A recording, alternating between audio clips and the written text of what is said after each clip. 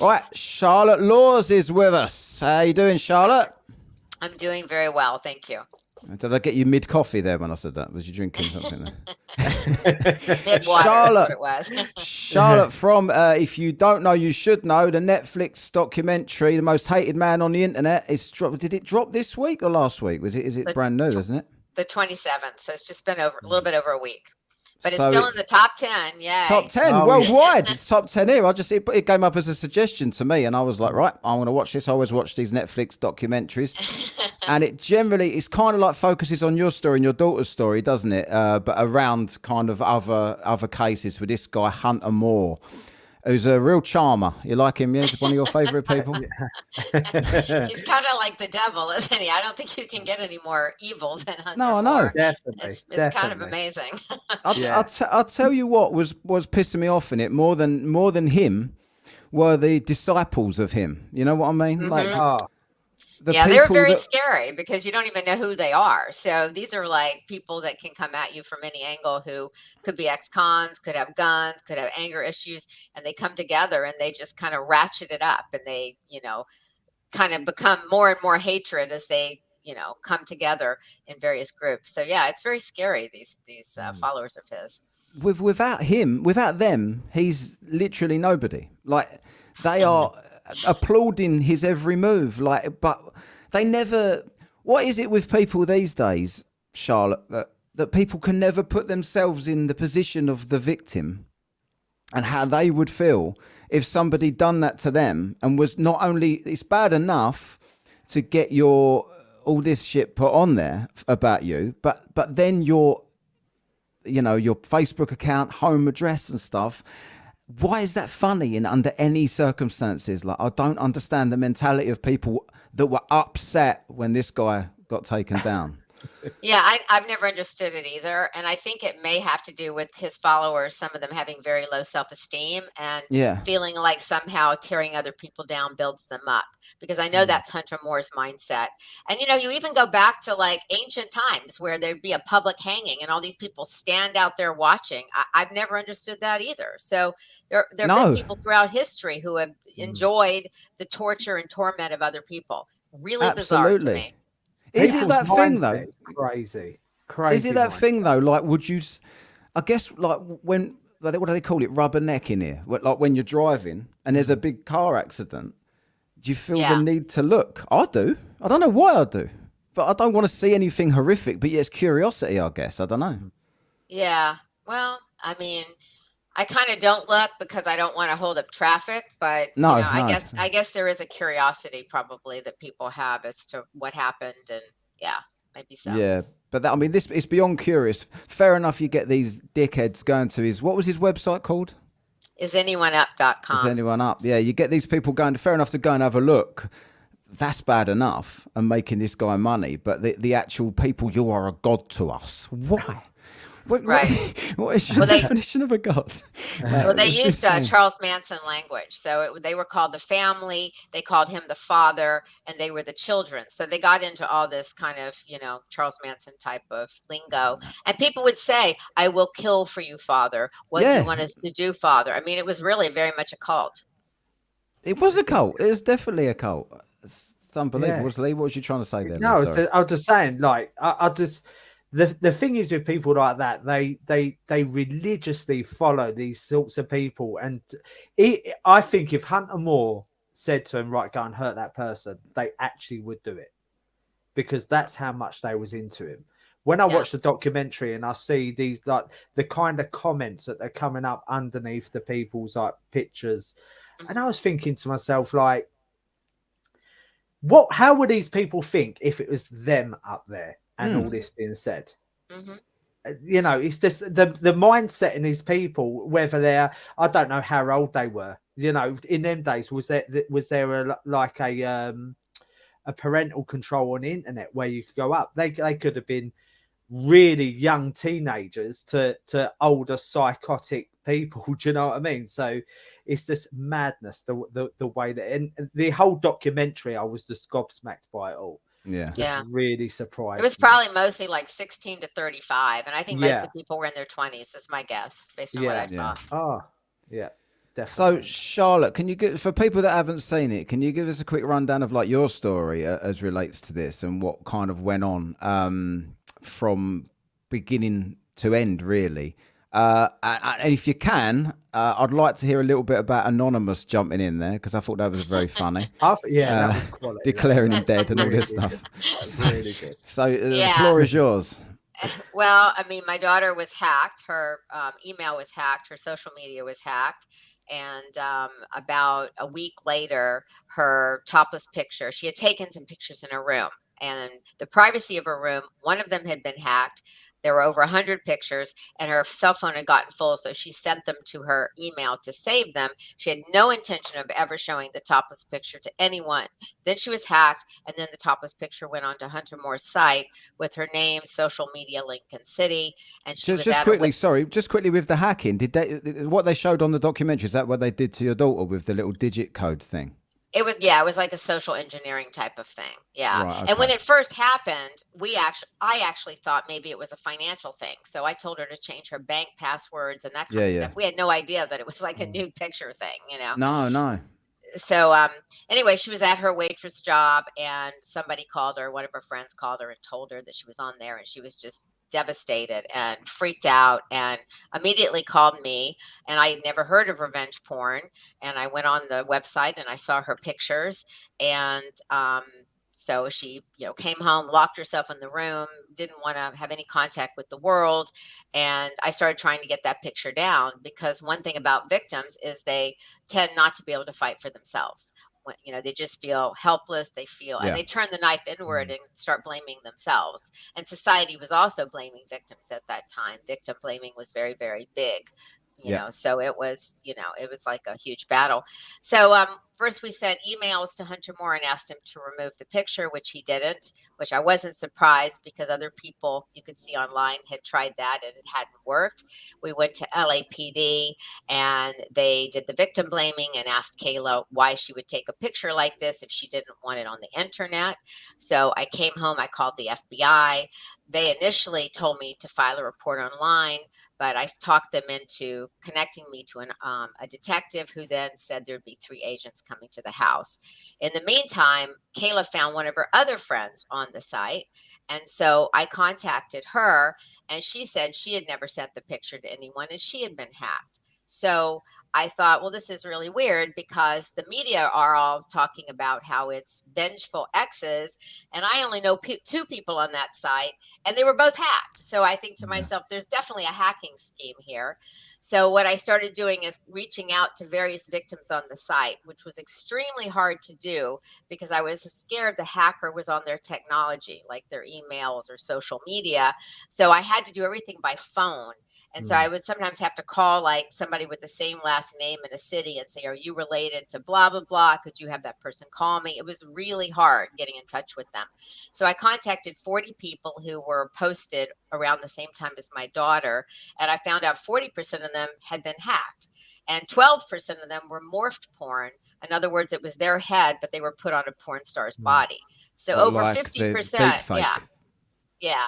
So anyway, so in the meantime, I started, I had been trying to hide my identity, but once I realized there was a hacking scheme, I decided to go public with that. And then I started getting backlash from Hunter's followers, and I started getting death threats. I got computer viruses. And later in this, when all this was going on, I actually had a stalker at my house. So it was really ratcheted up. It was crazy.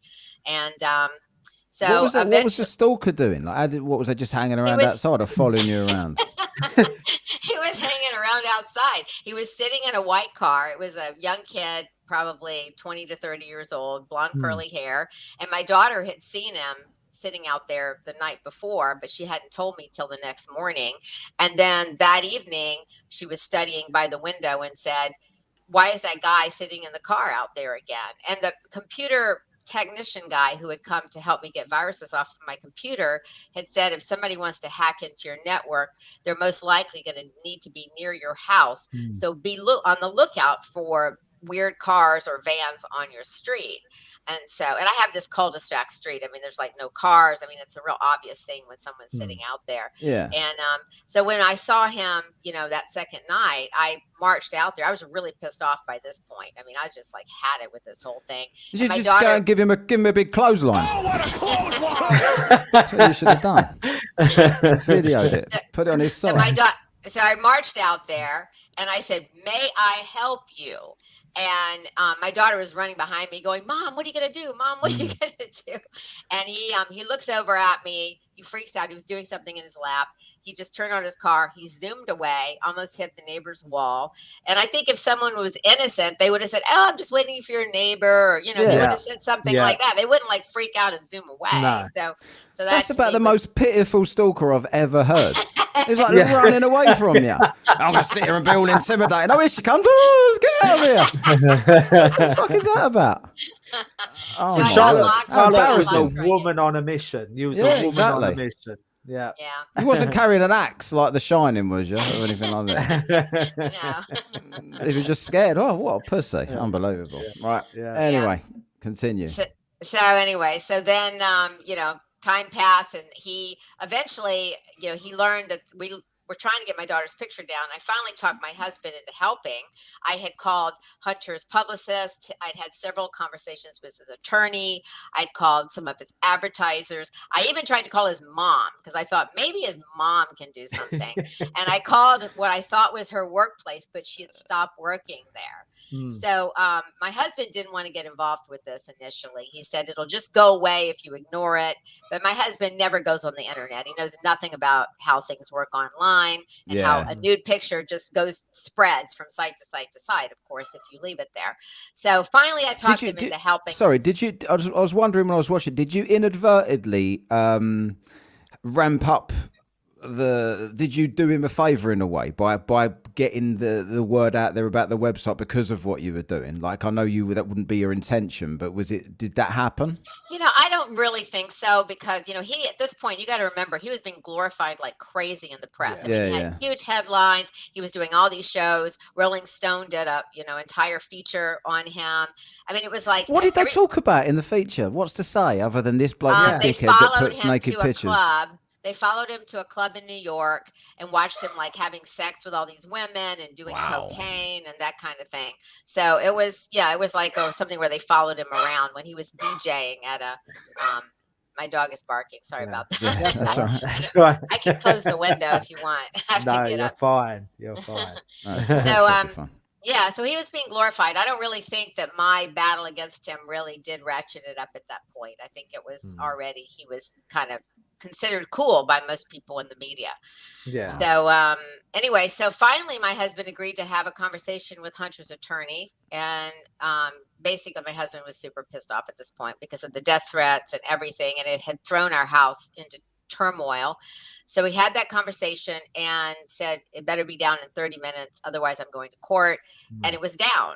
So we were really happy, and my husband and daughter wanted me to stop, but of course I had these other victims. Sorry, was that how it looked on the documentary when he said he's got to be down in 30 minutes? Was it literally the last second, or did it come down? Was that just for dramatic effect? No, it really did come down within 30 minutes. That's actually true. We sat was it like the last few seconds of the 30 minutes, or was it immediate? Oh. No, I don't know. It might have been like after 15 minutes or something. I don't remember, but it was within that period. So it wasn't the last few seconds probably. Do you know? Sorry, Charlotte. Do you know what? Really fascinated about your husband. He comes across he's obviously an English guy, a really polite man. And when he was explaining what he said, I was like, is really polite, and the way he explained that, if that was me, I'd be like, yes sir, I'll take it down, sorry sir. So really, really like to the point. But no, sorry, I just had to get that in because I think he was pissed off at he doesn't usually get angry, but I think he was really angry at this point because it had really thrown our house into total craziness, and there was like a lot of tension, and I was obsessed with trying to get the picture down, and my daughter wouldn't come out of her room, and she was in tears all the time, and my husband was just like, oh God, when is this going to end? So he wanted it to end. So he had that conversation. It came down, and then he and my daughter wanted me to stop, but of course there are all these other victims out there, and really the whole site, their pictures needed to come down as well, and that site needed to come down.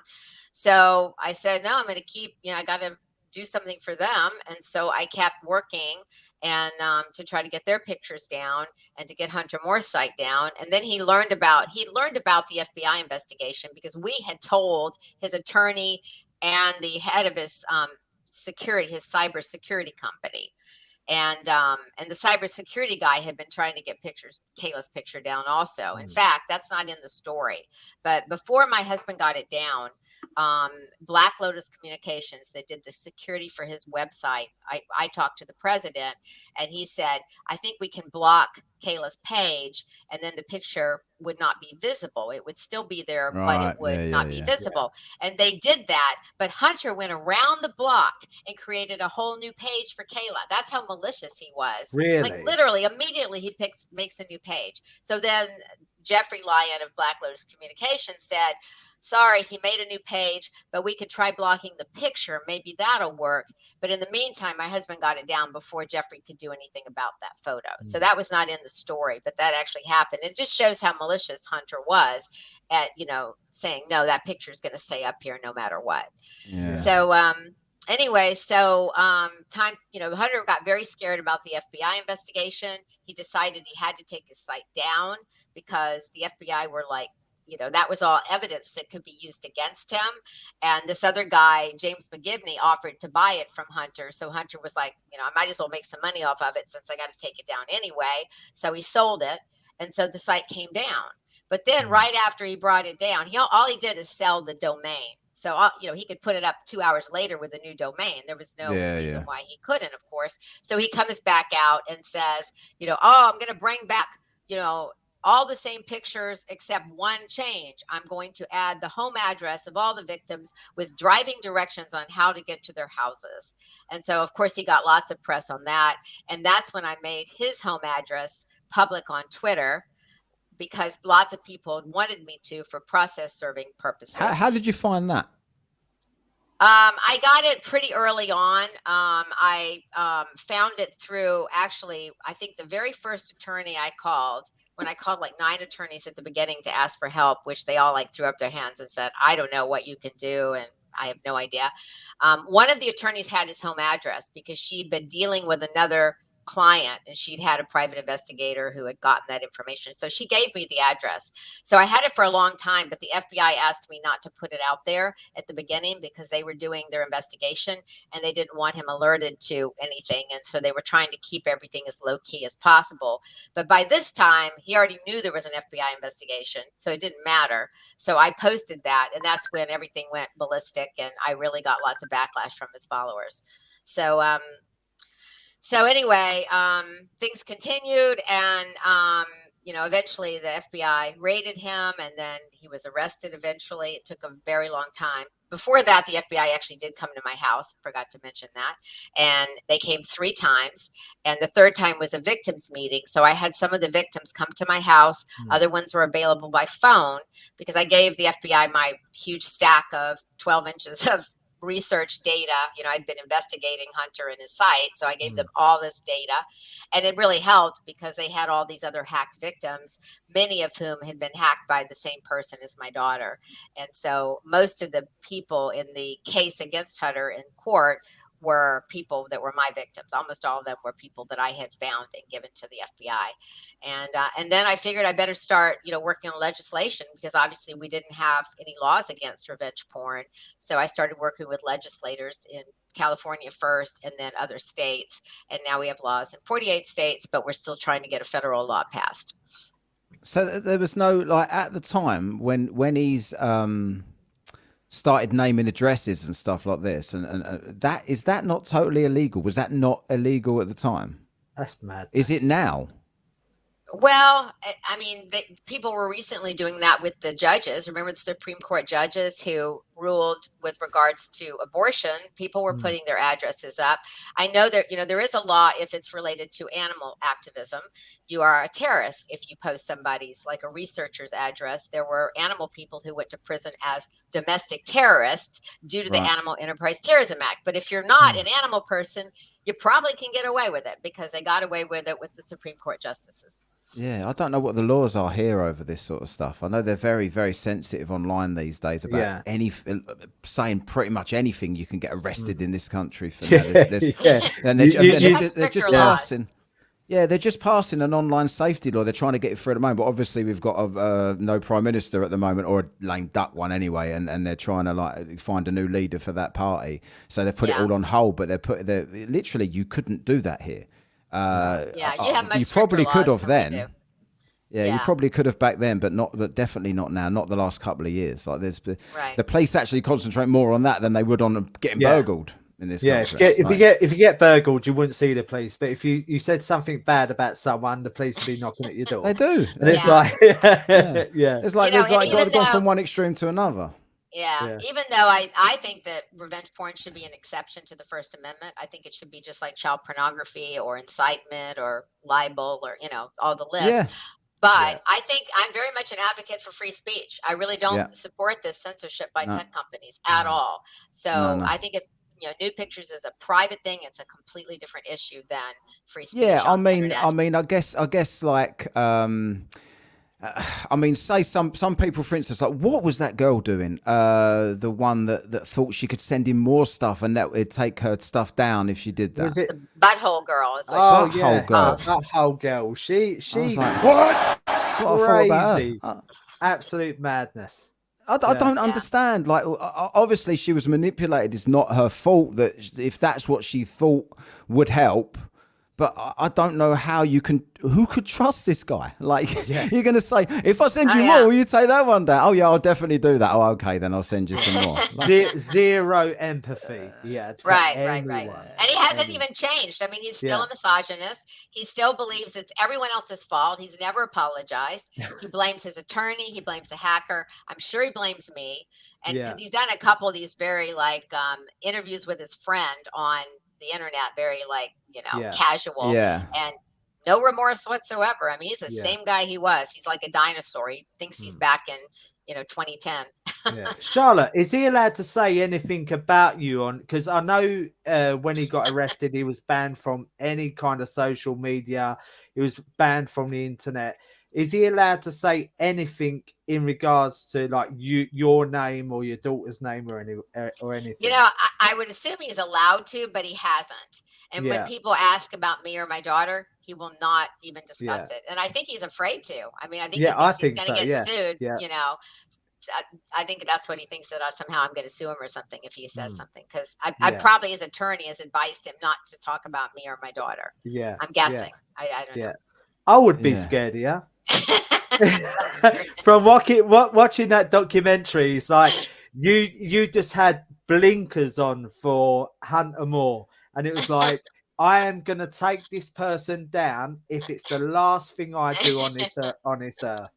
And it's like you done a really, really good job when you was talking about all the investigating you done on him and you gave it to the FBI. I think they sat there and thought, we don't really have to do anything. She's done it all for us. It's like absolute, like the work that you done was amazing, and it's just a testament to you and to you wanting to help out other people as well in respecting their dignity is a real good thing. So I think that's like that separates. Most people, like me, for instance, if it was my son. He's only young, but if my son was of this age and someone did that to him, I'd be exactly the same, to the point that he's free. That I feel like I've had enough of this now. Let's just let someone else worry about the others. And that I think that's most people, isn't it? Like most people, if we're honest, it's like you'll deal with your own shit and then you'll be like, okay, it's not the right thing to do, but we take the easy way out, don't we? As long as you feel like you've done the best for your children. But what motivated you to continue? I've just always believed that, I've always been kind of an activist, even though I hate that word. I never wanted anyone to call me that, because I always think of an activist as someone who hasn't had a shower for 2 months, who's running through the street with tattered clothes, screaming with a sign, Have you ever So done I say, that? not well. I've done a few protests. Yeah, I guess I have done that, but not very much. I Did you always did you tried to wash? Did you wash beforehand? I take a bath, yes. Never for 2 months. I've gone without a shower.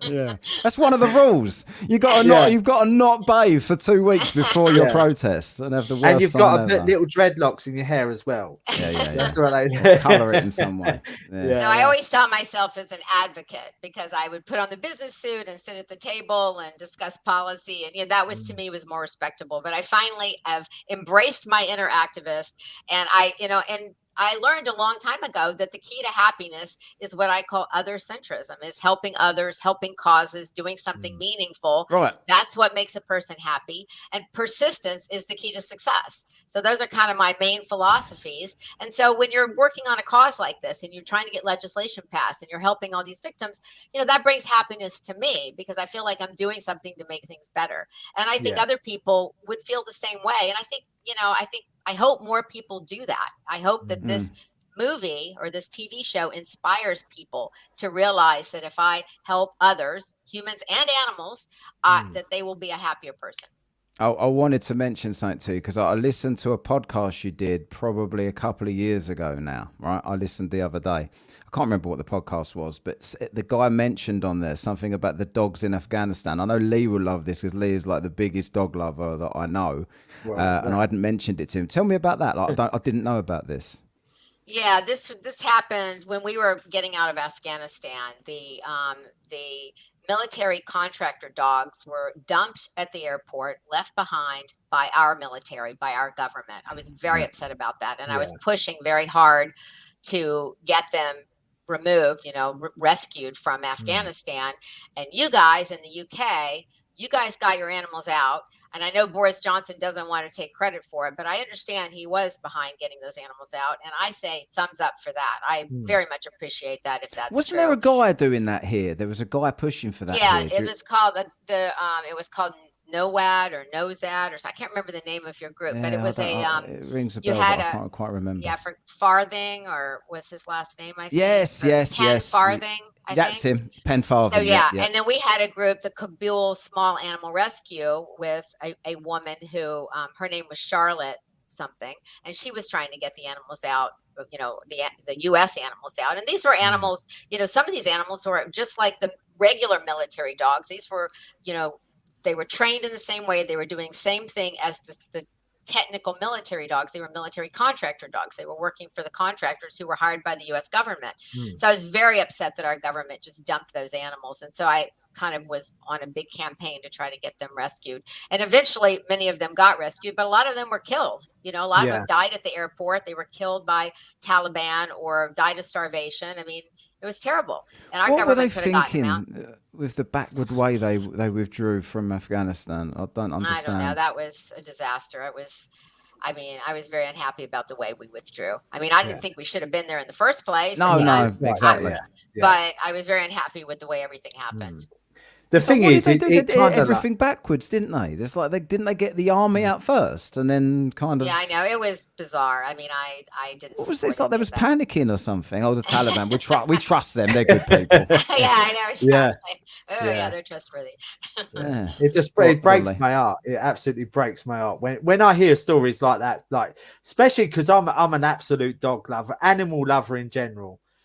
And I just when it's especially when there's dogs involved, I think like these things rely on their human masters to feed them, to do everything for them, and it breaks my heart. So yeah, brilliant work on that one. Just like to get them out of there. I just love and they do research on animals as well as dogs, and they usually use beagles, and they use them because they're so docile and loving, and so you can just torture them to death and they'll still lick your hand and still be kind to you. And recently there were like 4,000 beagles rescued from really horrible conditions that the Humane Society is now getting homes for. So I mean, it's just terrible the things we do to animals. Wasn't that when you mentioned the beagles? didn't they do something with the beagles regarding, like Fauci did something with the beagles? Oh yeah, Fauci was all these organizations, so CDC and NIH, and they all torture animals in their lab. Yeah. And Fauci is very much behind torturing animals. So because of that, because it's been specifically, able to pinpoint Fauci is doing this, Fox News has actually been doing lots and lots of stories on vivisection and coming out against torturing animals, not even just dogs, but rats and monkeys and every single kind, rabbits, etc. So there has been a lot of, which is great. Mainstream media has, at least the on the right, the conservative mainstream media has taken up this cause. And then Rand Paul, who is a senator, came out with a bill that says that no longer is it mandatory to test drugs on animals. Because it's mandatory right now. I mean, regardless of whether there's any benefit, it's actually been mandatory. So he came out with a bill. And then Joni Ernst, who is another senator, she also helped get the dogs, at least for this one experiment. She got Fauci to agree not to do the experiment on the beagles. So it's, we've got a long way to go on that issue, but it's a really important cause. Why does nobody talk about it? Like it's not... I mean, Fauci, the way that we hear messages coming out of the US, is like, he's just God. Like, he's this wonderful man that cares about everybody. And when I saw this Fauci, Pouchy, when I see this thing with the beagles, I think I was reading about it on Twitter, and it was like, this can't be true. Like, I thought he was a prick. Don't get me wrong. Like, I mean, you think he'd be kinder to animals because he looks like a rat himself, doesn't he, Fauci? A rat with a white coat on. You think, like, why don't we do lab tests on Fauci? They do lab rats, don't they? Like, put this little prick, put the prick in the prick. That's what I was saying. I mean, it's not, neither side has ever really traditionally wanted to, look at animal issues, because they have advertisers, and the advertisers are usually using and abusing animals and killing animals for whatever the product is. And it's animal rights is just not, neither side has traditionally been interested in that issue. And even the environmental movement, I mean, most of them are not even vegan or vegetarian, and yet they're complaining about global warming. Excuse me, that's one of the main things. If you're going to talk about global warming, you need to stop eating meat. Otherwise, why would anybody take you seriously? I mean, they are pushing that now, though, aren't they? They are pushing that. But the thing with your country, and probably ours to a degree, is the fact that you say, when you speak there, it sounds insane when you actually think about what you're saying. Neither side have done anything. Like, that's the problem. That there's only two sides. Like there is exactly. Yeah, there is no like here we've got kind of like, we have a more open political system, but we know that none of these other parties have got any chance. But it's not the same as your country. Your country, they can't get ballot access in the states. Like there's no point in people running. They can't become president. They can run in a state, but there's no point. And there's Democrat or Republican. It's blue or red, and it's so tribalism.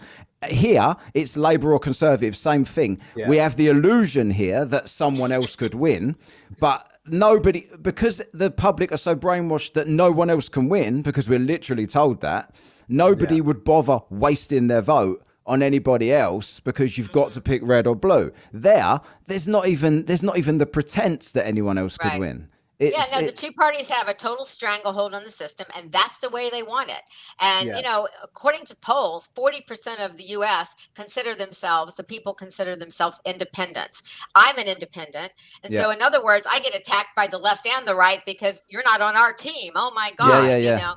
So I agree with you. It needs to be, I'd like it to be completely nonpartisan, just like we have for our city council in LA, just like we have for some of our local elections. So I think it should be the mayor. We have different offices in California that are completely nonpartisan. It's not affiliated with party. I think that would be much better. So, yeah. Are you not surrounded, like in LA there? Are you surrounded by the left?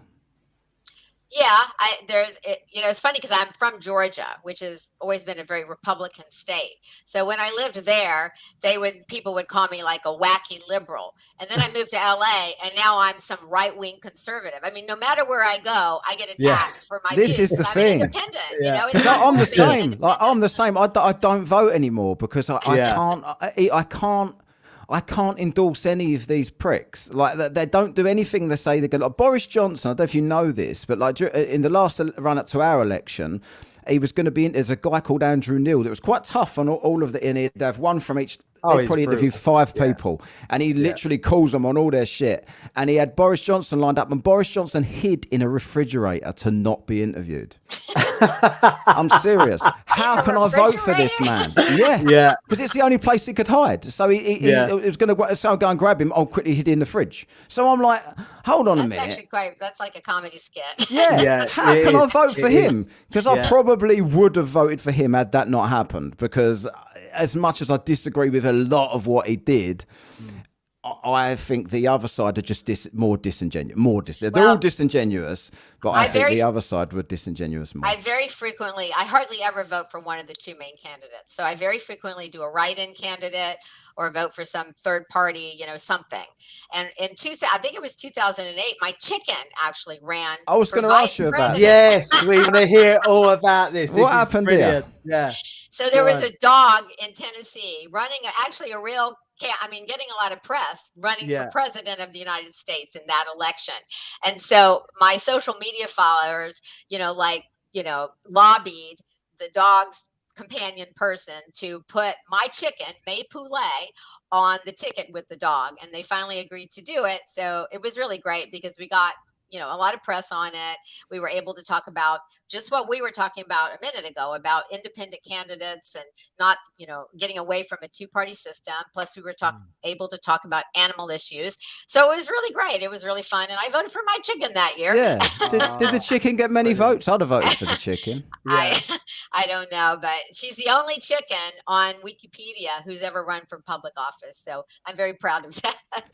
Is that like a real thing? Like, is it because didn't you have to be born in America to run for? Is it just for president? Because how can a chicken run for public office? Is it not? It's like, could I run an ad? There's like a page called non-human candidates, right? And there actually are animals who have won, like mayor in various towns, and animals have won. So if you look at that page on Wikipedia, you'll see a bunch of them who have actually run and a bunch that actually succeded. I would definitely vote for an animal. That'd be so funny. We've had like joke parties here before. Like there was a Monster Raving Loony party in the 80s. It was called the Monster Raving Loony Party, and Lord Sutch, screaming Lord Sutch, had like a top hat and stuff. They used to run for prime minister. Do you remember him, Lee? I think the party still exists, but I don't know. I think he died. But let's quickly get into now. I want to ask about your party crashing days. This is really, really interesting to me. I did look up your book, but it seems to be out of print. Is this true? Well, that was my first book. That was in the 80s, you got another but my other books have my Undercover Debutante. Has a lot of party crashing stuff in it, and Rebel in High Heels. And they're really better books to read anyway for this because it's more up to date. You have stories about people like George Clooney and Ben Affleck. And, the 80s book is about dead or very old stars. You don't have a lot of up to date people. Right. So people should read the other book, my memoirs, my 2 memoirs, if they want party crashing. How did you get? What motivated you to get into this? You just thought, I'm curious about these people. Want to see what they're all about. Is this where? Well, I started. Yeah, it kind of started when I was like 16 years old. And it kind of started with my interest in Sir Tom Jones. I was interested. I had a crush on him. And so I had to kind of get past security to get in his face to try to get a date with him. And, and he had I'd been interested in him for like a decade. I didn't realize Tom Jones was a thing in America. Serious? He was very big in America. He was very big here. He's not as popular now as he was, but he's very popular in Europe. I didn't know he was even known over there. Did you? Oh yeah, he was very famous. He had a TV show. He was a sex god, wasn't he? He was I know he was. But I remember my mum's best friend was obsessed with him back in the 80s. She was She used to make her husband perm his hair. She did. Seriously, she did. to look like Tom Jones. It still looked nothing like Tom Jones, but that was the best she could get, I guess. Sexual fantasies, whatever she wants.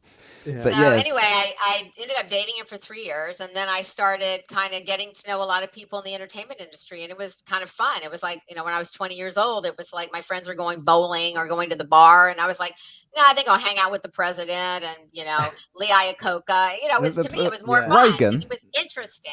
Is it Ronald Reagan you're talking about? Yeah, Ronald Reagan. This was back in the day. How was he?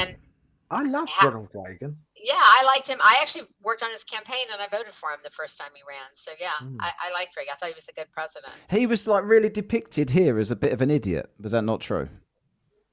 I didn't think it was true, but I didn't really know him very well. I only met him a couple times, so he's the first president that I remember in my life. Like I don't remember anything before that. You're a young guy. Yeah, I see. Well, I'm 21, Good moisturizer. I remember back to Nixon. So. Yeah. Who else? Come on, what you got to say? Have you got any really funny stories about anybody that you would share? I have. All my stories are funny. I don't tell them unless I think they're kind of funny. So they're all like things that are like ridiculous or embarrassing for me or, whatever. But yeah, as I got older, I realized that I could meet, crash these events and I could talk to politicians and push for legislation or get them signed on to various causes. There were a lot of positive things about doing this. It wasn't fun anymore. It was like there was a reason. So for example, I went to a fundraiser for Obama at George Clooney's house, and there was all this Secret Service, and I needed to get up the street to George's house. They had it all blocked off. And so I pretended to be making a delivery from Rite Aid, which is a drugstore. And so I just had this little bag and I said, I have a delivery here for G. Clooney. And the security people didn't know what to do. And they were just like, and finally they just let me up. So I was able to get in. It was as simple as that. Like you just pretended to have a package and they let you in. And thankfully they didn't look in it because it was like ponytail holders. It wasn't even a prescription, Wow. And then, so I have a lot of really crazy stories about, and then one time I wanted to go to the Grammys. I went to lots of award shows and I dressed up in this like sequin, like head to toe crazy thing, feathers. And I just basically, I hitched a ride in a limo to get to the door. There were all these limos like bumper to bumper taking people, celebrities to the door. I got a ride in a limo. I got out on the red carpet. I walk up. It's like waving to my fans, right? Ha ha. And everyone's going like, who's she, And then I get to the door and the guard says, oh, I need to see your ticket. And I was like, oh, no, I didn't bring my ticket. My agent has it. Oh, can I wait here for him? And he goes, well, I guess so. And then I kind of befriended the guard, as I stood there. I chatted with him for a while. And finally I said, oh, I need to use the restroom. Is there one near here? And he goes, well, I hope you're going to come back because if you don't, there's nothing I could do about it. And I said, oh, thank you. And I left and that was it. That was it. Wow. So, yeah, there's a lot of stories like that. And as I said, Undercover Debutante has a lot, and so does Rebel on High Heels. Did you ever not get in? I always got in. There was one time where I went to a party that John Travolta and Sylvester Stallone had. How did you even find out about these events? That event, a friend of mine told me. But a lot of the things are like award shows are publicized. It's, you just hear about things. I live in LA, so I knew people, who knew people. And so, you hear about things. And I went to the one thing you don't want to do is get into an event too early before it starts because you are like a red flag. You're like, who are you? You're not supposed to be here. So I got in too early and then I went to another door and I again got in and I got kicked out twice. And then finally I got in when it was started. And then so I had to try to get in 3 times before I actually stayed in the event.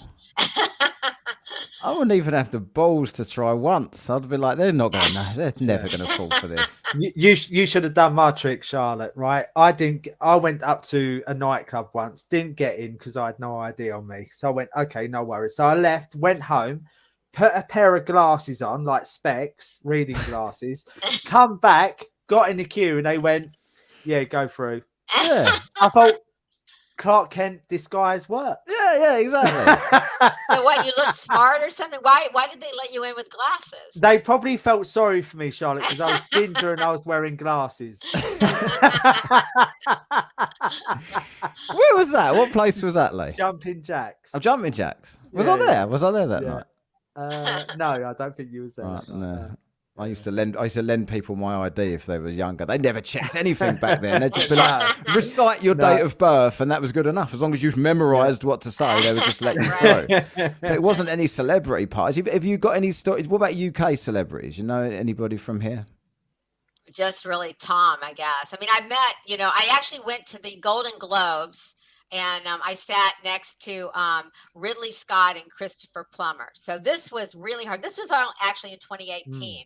And the only reason I went is because I wanted to give my book to Oprah Winfrey, because she has a book list, a book club. And I had this book called Devil in the Basement, which I thought she would really like. And I went on her website first, and it said, don't send us your book because it goes in the trash. We don't look at it. We throw it right in the trash, right? So I thought, I've got to hand it to her. So I figured, where am I going to meet her? And the Golden Globes, I knew she was attending. And it was really hard because they had blocked off like all the way around this hotel, like big time, Yeah. So here I am in my dressy clothes on the other side of the barricade, but the barricade was very low. You could actually kind of step over it. And so I just kind of step over the barricade in one spot, and all these people are like, regular people are like, look at me like, what is she doing? And I tried to be confident, and I marched through, and I kind of went behind the Beverly Hills. I'm amazed that nobody kicked me out. I was able to make it to this construction zone area behind the Beverly Hilton. So here I am in my long gown, traipsing through mud and, tractors and all. It was hilarious. And I get close to the hotel, and then a security guard comes up to me and says, can I help you? And I said, oh yeah, I was already in. I just went up to Starbucks to get some coffee, and I'm just coming back. And he's like, oh, are you on the list? And I go, well, I was already in. And he goes and looks at like some list for some party. And I go, oh no, that's not the right list. It's a different list. He goes, and so he gets a security guard to escort me, and every security guard could only take me like a certain distance apparently. So I kept getting handed off to someone else. And the final guy just says, well, do you know your way? And I said, sure, no problem. And I was able to get in, and I gave my book to Oprah Winfrey. And I sat and I was on camera all the time. So all my friends were like, oh my God, she's right there in the front. I was at the table with Natalie Portman. And as I said, I was sitting next to Christopher Plummer and Ridley Scott, and Reese Witherspoon was at the next table. And, so I was able to kind of chat with a lot of people. And my book never made it onto the book club. I don't even know if she looked at it. It probably went in the trash. But I did hand it to her, Yeah. I've seen a video clip of you on Oprah from like way back. So do you know each other, or do you? No, I don't know her. But that was my first TV show when my Meet the Stars book came out, which is, it was really horrible to be on such a major show for your very first show, because I had no experience being interviewed. But that was my very first TV show in my whole life. Oh. And I don't know her at all. I've just met her there, and then I met her when I handed the book to her, and that's it. I don't know her. Wow, you know everyone else. You let her go. Yeah. Quickly, I'm going to give you some quick fire stuff, because we do on this show. We do lots of really fringe, strange topics. I just want to kind of get a quick fire with you of what you think about some of this stuff, right? So we're going to go through some stuff. So aliens, yes or no? I always believe in having an open mind, but I would say no, I don't believe in aliens. But so when the government say they've seen the crafts and stuff, and they're coming out public now with this information, you think that's just bullshit? I don't know. I mean, I have an open mind about it, but I'd have to have more evidence, I guess. I mean, I'm not really firm on one side or the other, but I would probably say no if I was pushed to answer. Is the Earth flat? No, the Earth is not flat. Yes! That's a ridiculous question. Feuding. Flat Earthers hate me. They just all the time. They just people insist the Earth is flat to me. I'm like, what are you talking about? What else is there? 9/11 inside job. Is it a conspiracy? No, I don't think so. I'm not positive. This is something that most people wouldn't agree with, though. I'm not 100% positive that Bin Laden was behind it. I sort of think he could have just taken credit after the fact. So I'm not 100% sure about that. Because when he was watching, do you remember when he was watching that TV? They had footage of him. And he goes, "Oh my God, we did it." That's like saying, you're rooting for the Miami Dolphins, and you go, "Oh my God, we did it. Our team did it." So I'm not positive that he was behind it. I'm not positive about anything about Bin Laden, because we did a 9/11 show, and a guy just come on and ripped us to shreds, didn't he, Lee? Adam Fitzgerald, because he was like a researcher of 9/11. So we was like, there was no planes, and we was coming out of all this crazy, wacky conspiracy stuff. And this guy watched our video, and he was like, "What are you two dickheads talking about? Like, none of this happened." And he came on and just... There is one conspiracy I do believe in, which I don't think I do believe there's a conspiracy, and that was the Las Vegas shooter, Paddock. I do believe he was working for the government, and I believe that was all a cover-up. So I do. What was that one then? What am I missing? That was when he shot a bunch of people at a country music concert out of one of the hotels in Las Vegas. Is this recent or? This was like a few years back, maybe like 4 years ago or 5 years ago. Wasn't it the gay? Was it the gay one? The gay club or something? Was that not? No, that was different. No. So this was just a guy that went up from his hotel window at his hotel. He's shot down at a country music with his, and there's just a lot of weird stuff. Like, supposedly the government was guarding his house, but apparently it was ransacked while the government was supposedly watching it. And there's just a lot of suspicious stuff. And his name was Paddock. That was his last name. Yeah. And I'll look that up, because I might have to. Yeah, I might have to look that one up. Go on, sorry. And apparently with the amount of ammunition he was supposed to have in his hotel room would have been like a pallet full. Yeah. I just think it was some kind of I think he was probably working for the government, and there was some kind of sting operation that went awry. And and they just blamed it on him, because obviously they didn't want to come out with the truth that it was part of the government that he worked for. His father had worked for the CIA or the FBI also. So I think he was helping them. I was like, bringing back to Bin Laden quickly. I was going to say that, like, when we was looking at Bin Laden and stuff on this show, it's like I was always baffled as to why this guy, I'd never heard of him until 9/11, because it wasn't a name here at all that we knew about. But if he was, what always confused me, that they said he was hiding in a cave forever, right? So where did he plug his dialysis machine in? But where was the electricity to the cave? So I wasn't sure he was ever alive. Like, I thought he might have died a long time before 9/11 if he's on dialysis. My dad was on dialysis. It absolutely, literally killed him. Like, my dad died, basically, his dialysis didn't take, he was at the hospital and stuff. So it takes a lot out of you. I don't know how a guy that frail could mastermind this thing from a cave. Yeah. You know what I mean? Yeah, I have no idea. And it's really strange that when they caught him, they buried his body at sea. Yeah, straight away, immediately. Yeah, straight away. Well, that's very suspicious. I didn't know that, but that is suspicious. Yeah. But I just don't know that he was behind it. So, but my friend, my best friend actually works for the State Department, or used to work for the State Department, and she assures me that he was behind it. But I still have my suspicions about that. Yeah, I mean, the guy we had on was very much. They was looking at Bin Laden's phone, and he's got documents for 22 years. Like, this guy, he obsesses over 9/11 and collects documents. So that's why I don't believe any of the crazy stuff anymore. What was the other ones I was going to ask you? Oh, ghosts? Yes or no? No, but I did have weird experiences, and I have to say that I don't know what they were, and I definitely think there are a lot of things that happen that we cannot perceive. I believe there are connections and things that go on that we can't, as humans cannot perceive. But I had a bunch of weird experiences, and they were all related. I know it makes me sound crazy, but this was years ago in the 90s, and they were all related to Baruch Spinoza, who was a 17th century Dutch philosopher. And I'll just tell you one of the weird things that happened. There was a bunch of things. The first thing that happened, I had been taking a philosophy class at Cal State Northridge, and we had this book, and I was flipping through the book, and there was this picture of Spinoza. This one picture of him made him look like a total hunk. He was like the best looking guy I've ever seen. In fact, he looked a lot like Tom Jones. It was better looking than me and Lee, was it? Not quite as good looking. He's seen us now. He's now second.